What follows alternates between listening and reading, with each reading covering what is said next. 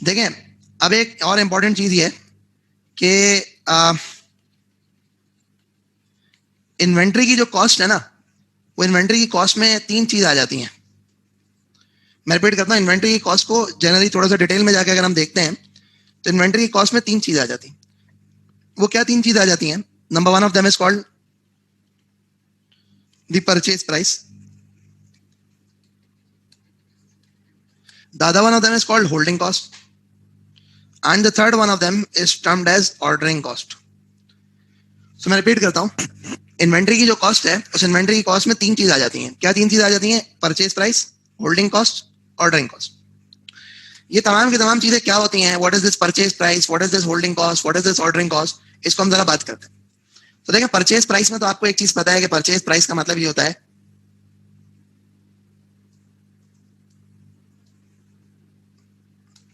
Purchase price में तो आपको एक चीज पता है कि भाई एक इन्वेंट्री को खरीदने की जो कॉस्ट होती है ना, that is called purchase price. आप जो उसको खरीदते हैं, आप जो उसको मैन्युफैक्चर करते हैं, उसकी जो कॉस्ट है, दैट्स कॉल्ड परचेज प्राइस। एक होती है इन्वेंट्री की होल्डिंग कॉस्ट। अब वो इन्वेंट्री आपके वेयर हाउस में जब तक पड़ी हुई है ना, चाहे वो रॉ मटेरियल की फॉर्म में पड़ी है, चाहे वो आपकी फैक्ट्री में WIP की फॉर्म में पड़ी है, चाहे वो फिनिश गुड की फॉर्म में पड़ी हुई है, इन तीनों की तीनों सिचुएशन के अंदर क्या होता है कि उस इन्वेंट्री को जो होल्ड करने की कॉस्ट होती है, that is called holding cost.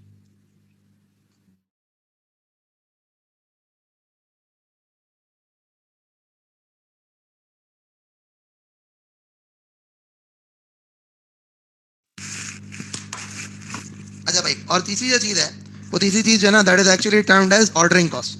Now what exactly do mean by ordering cost? तो ऑर्डरिंग कॉस्ट का मतलब ये होता है कि इन्वेंट्री को जब आप ऑर्डर करते हैं, तो ऑर्डर करने के बाद जो है ना, उस इन्वेंट्री के अंदर जो है एक तो ऑर्डर को प्लेस करने की, उसके बाद जो है ना सप्लायर को फाइनलाइज करने की, और उस ऑर्डर को रिसीव करने की जितनी भी कॉस्ट। मैं रिपीट करता हूँ, इन्वेंट्री की रिलेटेड तीन तरह की कॉस्ट होती हैं। एक है परचेज प्राइस, एक है होल्डिंग कॉस्ट, और एक है ऑर्डरिंग कॉस्ट। ये तीनों कॉस्ट को मैं तफसील में थोड़ा सा डिस्कस करता हूँ, लेकिन मैं जरा थोड़ा सा फॉर द टाइम बिंग आपको ये बात समझा दूं कि तीन तरह से इन्वेंट्री की कॉस्ट है। क्या है? परचेज प्राइस है, होल्डिंग कॉस्ट है, और ऑर्डरिंग कॉस्ट है। अब अगर हम कुछ थोड़ी सी बात करते हैं कि इन्वेंट्री की होल्डिंग कॉस्ट, तो इन्वेंट्री की होल्डिंग कॉस्ट किसको कहते हैं? इन्वेंट्री की होल्डिंग कॉस्ट का जो मतलब है, वो मतलब इन्वेंट्री की होल्डिंग कॉस्ट का मतलब ये होता है कि all those cost which are incurred to hold inventory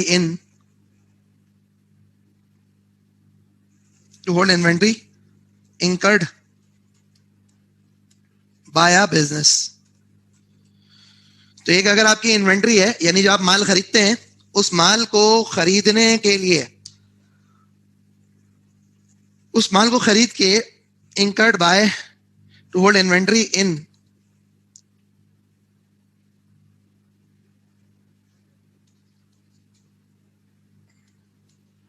तो एक एंटिटी इन्वेंट्री को खरीद के अपने पास रखने के लिए जो कॉस्ट इंकर करती है, उसको हम कहते हैं होल्डिंग कॉस्ट।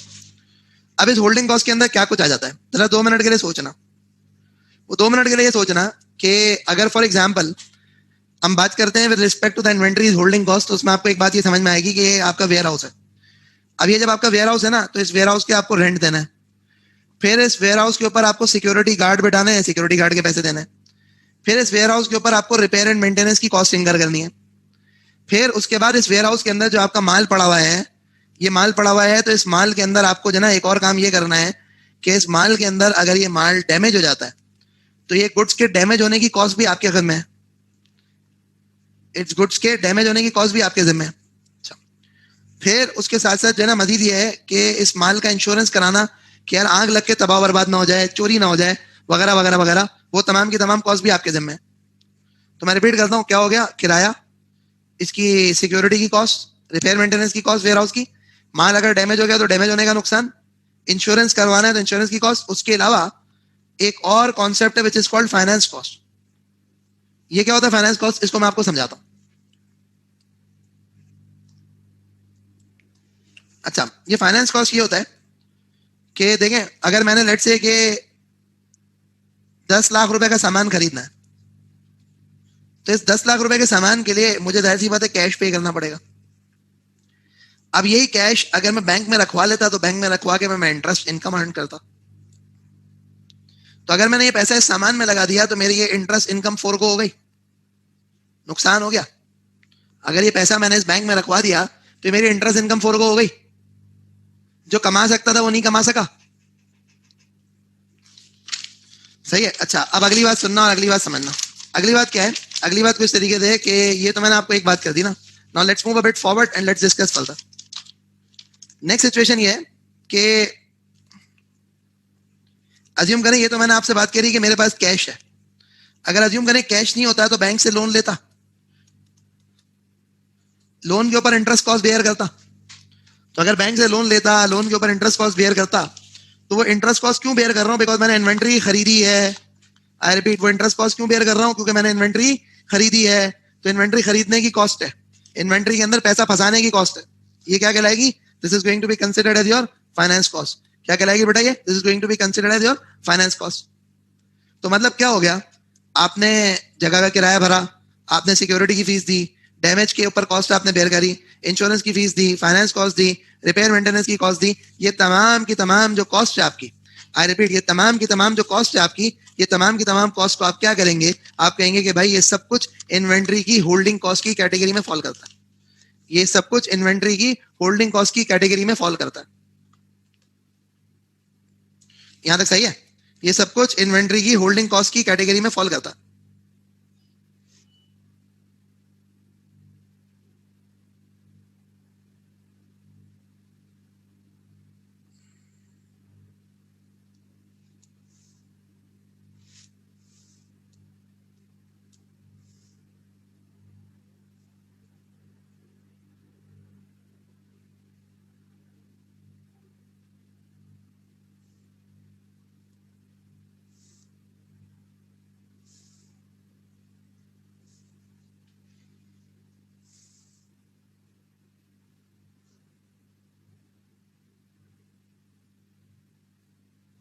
सही है? यहां तक क्लियर है?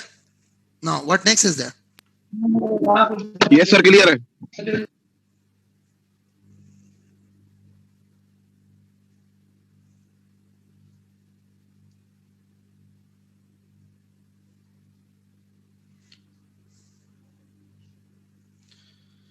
सही है जी। अच्छा जी, अब अगली बात करते हैं और अगली डिस्कशन करते हैं।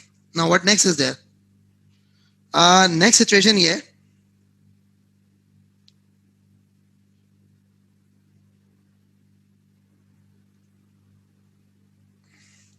कि आपने अगली चीज जो देखनी है ना, वो ये देखनी है कि इन्वेंट्री की होल्डिंग कॉस्ट हो गई। अच्छा, अब होल्डिंग कॉस्ट होने के साथ साथ जो है नेक्स्ट सिचुएशन को इस तरह से है कि that is basically we need to know the ordering cost. Now what do mean by ordering cost? तो ऑर्डरिंग की कॉस्ट की बात करते हैं तो ऑर्डरिंग कॉस्ट किसको कहते हैं? कि cost of placing an order.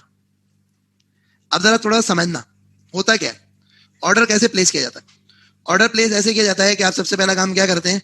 आप सबसे पहले जो है मुख्तलिफ तरह के सप्लायर्स को कांटेक्ट करते हैं, फिर उन सप्लायर्स की कोटेशन रिसीव होती है।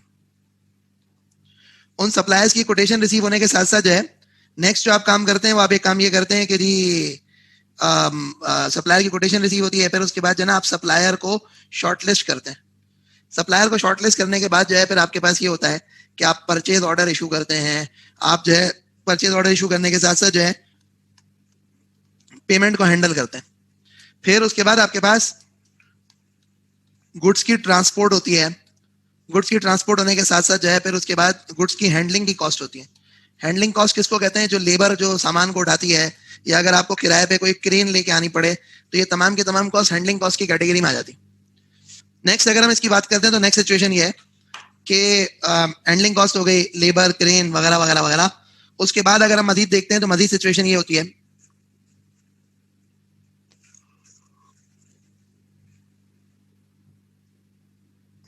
कि दोबारा जो है ना, मतलब यानी कि ये गुड्स की हैंडलिंग कॉस्ट, गुड्स की ट्रांसपोर्टेशन कॉस्ट वगैरह वगैरह, और फिर उसके बाद जो है जो पेमेंट की प्रोसेसिंग कॉस्ट होती है। अब आप देखें ये बेशुमार तरह की वो कॉस्ट हैं जो कि एक जनरली स्पीकिंग एक कंपनी इंकर करती है। किस वक्त इंकर करती है कंपनी? एक कंपनी उस वक्त इंकर करती है तमाम की तमाम कॉस्ट जब वो कोई भी ऑर्डर प्लेस करती है। आई रिपीट, जब भी कंपनी कोई भी ऑर्डर प्लेस करती है तो ये तमाम की तमाम कॉस्ट इंकर करती है।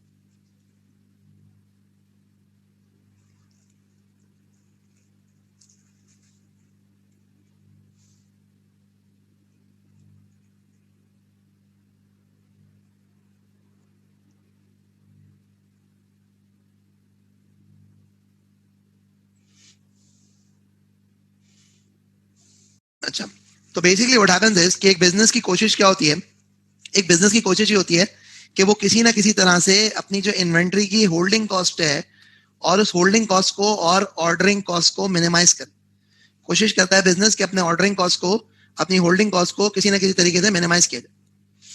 अब ना एक इन्वेंट्री की ऑर्डरिंग कॉस्ट, एक इन्वेंट्री की होल्डिंग कॉस्ट मिनिमाइज कैसे की जाएगी, तो आपको थोड़ा सा होल्डिंग कॉस्ट के बारे में समझ में आ रहा होगा।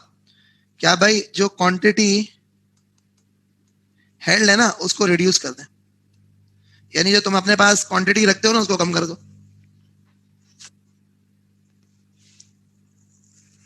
जो तुम्हारे पास क्वांटिटी है ना उसको कम कर दो।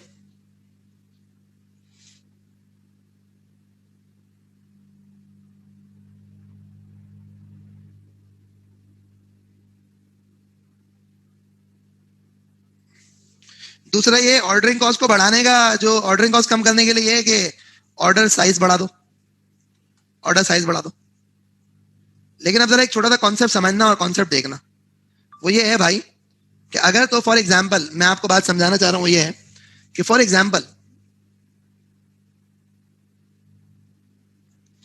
एग्जाम्पल अगर तुम अपनी इन्वेंटरी की क्वांटिटी हेल्ड रिड्यूस करते हो तो तुम्हारी ऑर्डरिंग कॉस्ट बढ़ जाएगी क्योंकि नंबर ऑफ ऑर्डर्स बढ़ जाएंगे। अगर तुम क्वांटिटी हेल्ड बढ़ाते हो तो तुम्हारी ऑर्डरिंग कॉस्ट तो रिड्यूस हो जाएगी, लेकिन एट द सेम टाइम तुम्हारे साथ दूसरा जो मामला होगा वो ये होगा कि तुम्हारी जो होल्डिंग कॉस्ट है ना वो बढ़ जाएगी। मैं रिपीट करता हूं, तुम्हारी जो होल्डिंग कॉस्ट है ना वो बढ़ जाएगी। तो मतलब मसला है ना, मसला ये कि भाई जना पहले मैं अगर अपने पास इन्वेंट्री रखता था, लेट से कि एक वक्त में 50,000 यूनिट रखता था अपने पास, तो मेरी होल्डिंग कॉस्ट हाई थी। अब मैं 50,000 रखने के बजाय जो है लेट से कि अगर 5,000 यूनिट रखता हूं तो मेरी होल्डिंग कॉस्ट तो कम हो गई, लेकिन होल्डिंग कॉस्ट कम होने के साथ साथ जो है मेरी ऑर्डरिंग कॉस्ट बढ़ जाएगी।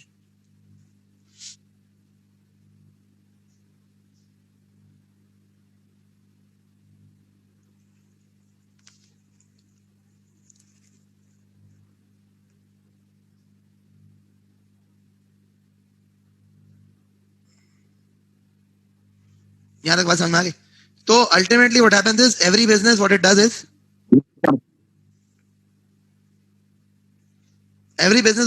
इट ट्राइज टू इंश्योर कि वो कोई ना कोई एक ऑप्टिमम लेवल रीच कर जाए with respect to holding and ordering cost.